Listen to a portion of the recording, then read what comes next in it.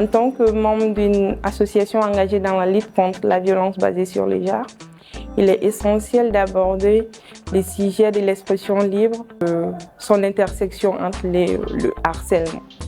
Et surtout dans une société moderne où les plateformes numériques et les réseaux sociaux facilitent les échanges d'idées, de photos, d'opinions et d'informations. La libre expression est un droit qui est fondamental et qui est protégé par beaucoup de législations à travers le monde.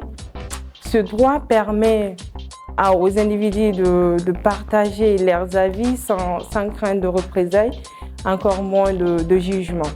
Cependant, ce droit doit s'accompagner des responsabilités.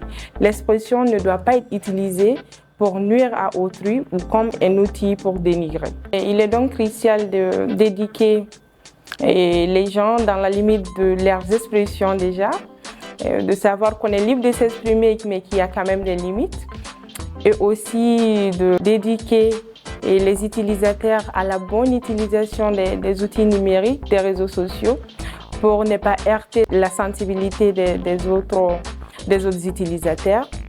On peut aussi soutenir les victimes d'harcèlement en ligne en intervenant directement sur leurs postes, en les soutenant ou en dénonçant la personne qui est en train d'harceler.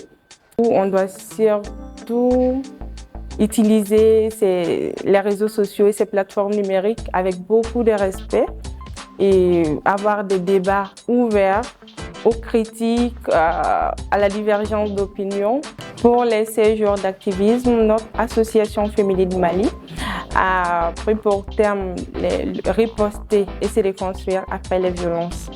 Ce qui amène aux femmes de se relever après une violence, de ne pas lâcher, de se reconstruire et de continuer leur vie comme elles le désirent. Et pour les hommes, ce combat est pour nous tous. Nous les appelons à se joindre à nous pour cette lutte.